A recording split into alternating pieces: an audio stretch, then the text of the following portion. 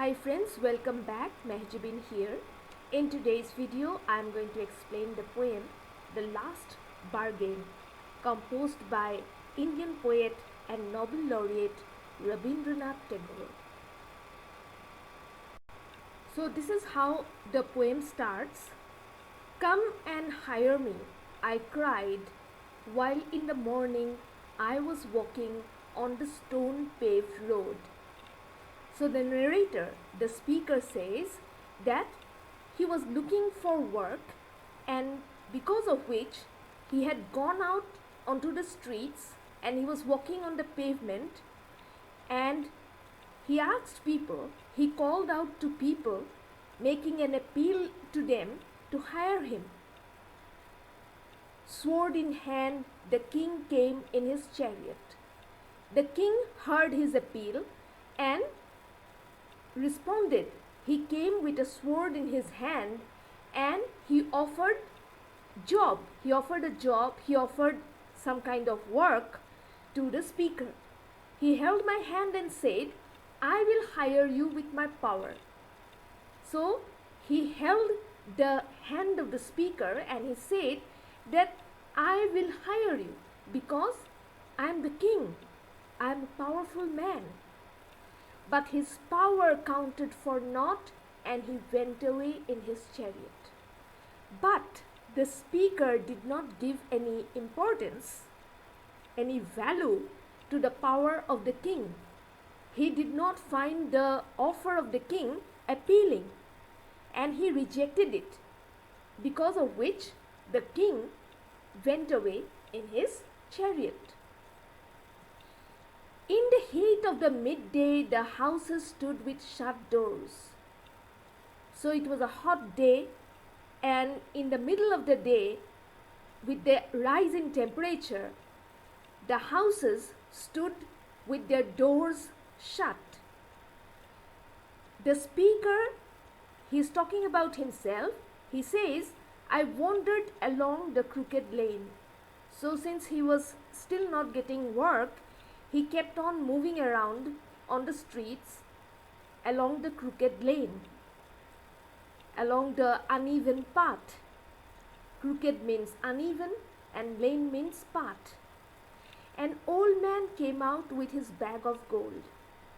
An old man who heard his cry came out carrying a bag of gold. He pondered, he thought for a moment, and then he said, I will hire you with my money. So he said, you will work for me because I have money. He weighed his coins one by one, but I turned away. And then he actually tried to show that he had a good amount of money, and he weighed his coins one by one. But the speaker, he turned away. Even money could not lure him. Even money could not attract him. This is what the speaker is trying to say. He is trying to convey. It was evening. The garden hedge was all aflower. So now it was evening. It was the time of sunset. And the garden hedge was all aflower. The hedge that bordered the garden, it was full of flowers. It was blooming with evening flowers. The fair maid came out and said, a beautiful maid, an unmarried girl. She came out of her house and she said, I will hire you with a smile. Now this woman, this girl was very confident of her beauty, of her charm, of her looks. And she felt certain that this man would be tempted to work for her because she had good looks and she had a beautiful smile. Her smile paled and melted into tears and she went back alone into the dark. But the speaker refused to work for her, and she got disappointed. She started crying and she went back alone into the dark. The sun glistened on the sand and the sea waves broke waywardly. Now the evening sun, the sunset, the rays of the sun started shining on the sand at the time of the sunset, and the sea waves broke waywardly. The waves of the sea, they touched the shore in an irregular manner.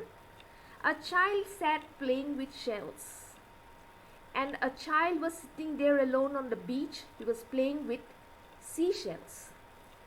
He raised his head and seemed to know me and said, and the child also heard the call of the speaker who was looking for work, and the child responded. He said, I hire you with nothing. The child being a small person, the child being a child, he had no money with him to offer to the man. He had nothing at all that he could offer to the man. And he said that I want to work with you. I want to play with you. In other words, he was looking for somebody to play with him. And he said, I hire you with nothing. Although I don't have anything to give back to you, but still I want you to work for me. From henceforward, that bargain struck in child's play made me a free man.